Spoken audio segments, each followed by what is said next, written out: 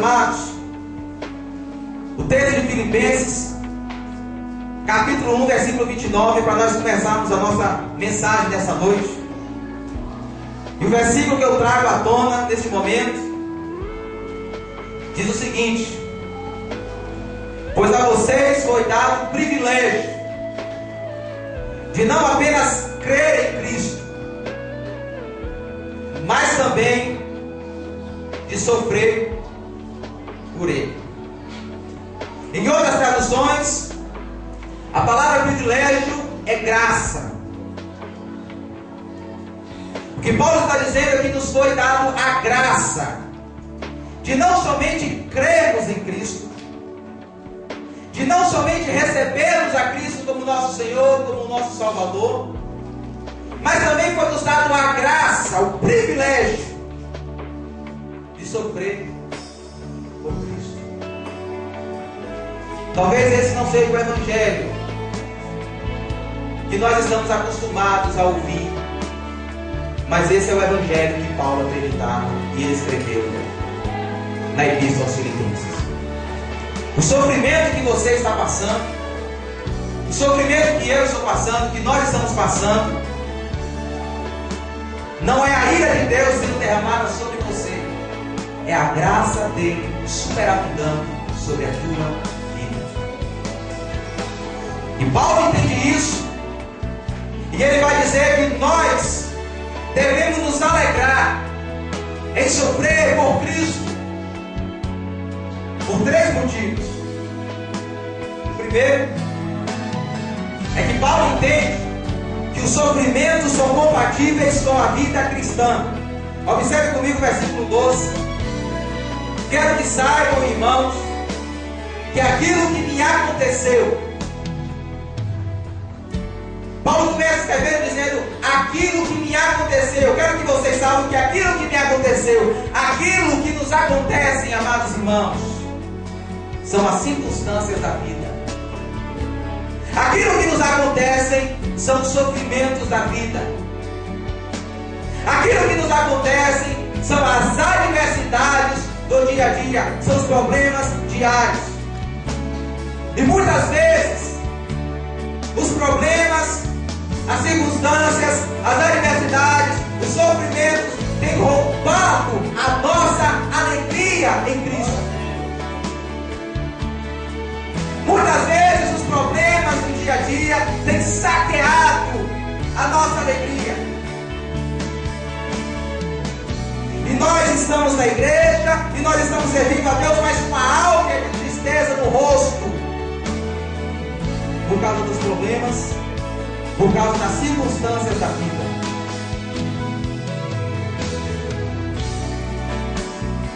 E Paulo entende que os sofrimentos são compatíveis com a vida cristã, aquilo que me aconteceu.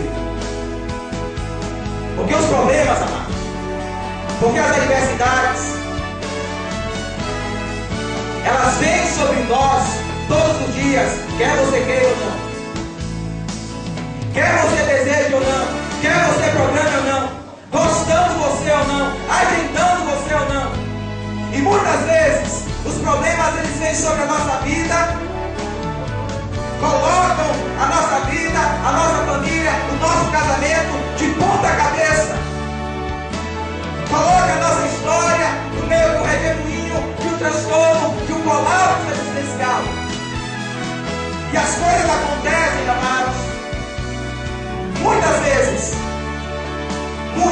sem mandar aviso prévio, sem mandar telegrama, sem mandar um e-mail de notificação, sem tocar a campainha, e sofrimentos vêm sobre as nossas vidas, e elas tentam nos envelopar, as circunstâncias tentam nos destruir. Circunstâncias é uma enfermidade súbita, é um acidente grave, talvez quem sabe, é uma crise financeira, é um luto traumático, é uma traição amarga, é o desemprego, é uma decepção amorosa, circunstâncias.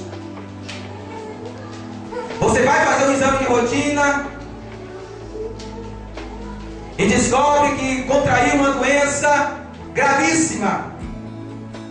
Talvez, quem sabe, humanamente incurável. E isso pode roubar a sua alegria. Com muito suor, dedicação e esforço, você é inserido no mercado de trabalho e você começa a ganhar o seu dinheiro e começa a ter planos, a ter projetos pessoais, a começar a agendar coisas da sua vida e de repente, por uma crise econômica ou uma mudança de governo, você é colocado no olho da rua, você é despedido e isso pode roubar a tua alegria. Você cria uma criança, um filho, com todo amor, com toda dedicação, com todo sacrifício, ensina essa criança o caminho do Senhor, passa a ela a verdade do Evangelho, e essa criança se torna um adolescente, um jovem rebelde, um jovem recalcitrante, um desobediente, e ele decide jogar tudo aquilo que você ensinou no balde do lixo, e resolve viver na contramão do propósito de Deus para a sua vida. Isso pode roubar a sua alegria. Você sobe no altar para casar-se com uma pessoa que você ama, e você tem planos, projetos, expectativas para aquele casamento. Você cria vários horizontes na sua vida, na sua história, para o seu futuro. E de repente a pessoa que você casou, que era atenciosa por você, que lhe tratava com carinho, que lhe dava atenção, essa pessoa se transforma em uma pessoa intolerante, uma pessoa incomunicável, uma pessoa egoísta e individualista. Isso pode roubar a sua vida. Quem sabe você tem um casamento estável de 5, 10, 15, 20 anos, e de repente surge um fato novo, uma traição amarga, um adultério, e você vê o seu casamento se desfazendo nas barras de um tribunal, diante de um juiz, diante de uma audiência. Isso pode roubar a tua alegria. Mas o apóstolo Paulo está dizendo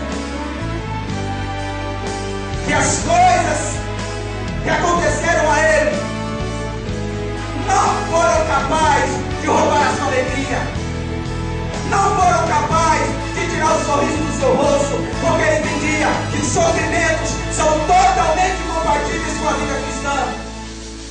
Na verdade, a vontade de Deus e os sofrimentos são duas verdades paralelas que caminham juntas para uma mesma direção. E eu penso que Paulo entendia isso, amados.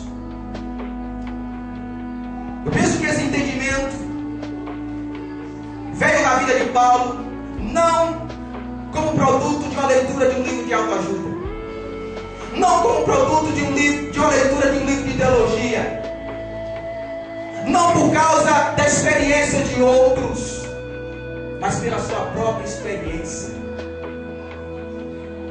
Diz o texto sagrado em Atos dos Apóstolos que Paulo estava preso na cidade de Jerusalém.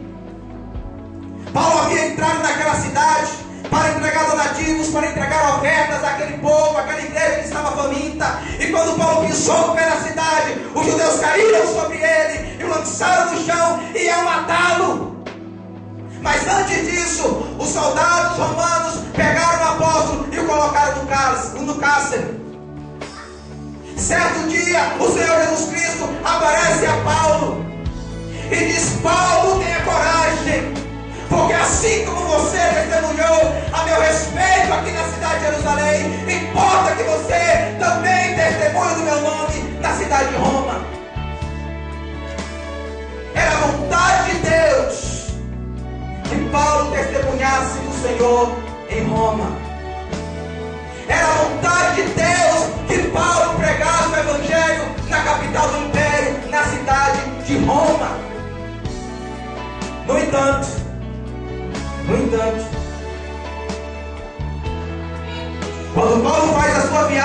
Cesareia Marítima para a cidade de Roma,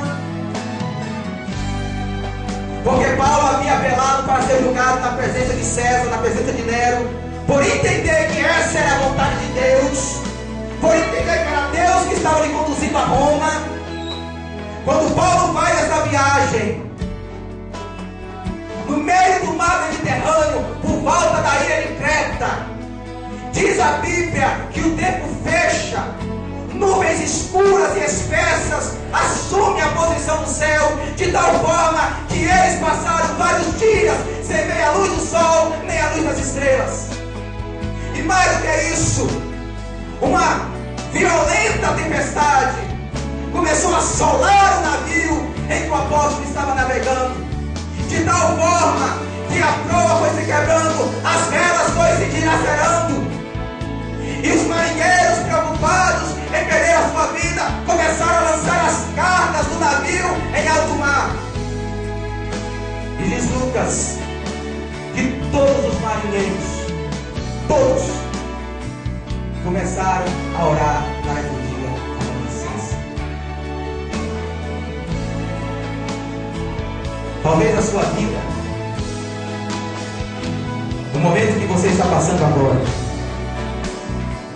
se pareça muito com esse momento. As ondas dos sofrimentos te lançam de um lado para o outro, e vem com ímpeto sobre você, sobre a sua casa, sobre a sua família, sobre o teu casamento, sobre as tuas finanças. E você olha para a sua volta e não vê uma luz sequer, porque está tudo escuro. Você não vê solução, você não vê saída, você se sente impotente diante desse mar. Quem sabe você está orando para que o dia amanheça.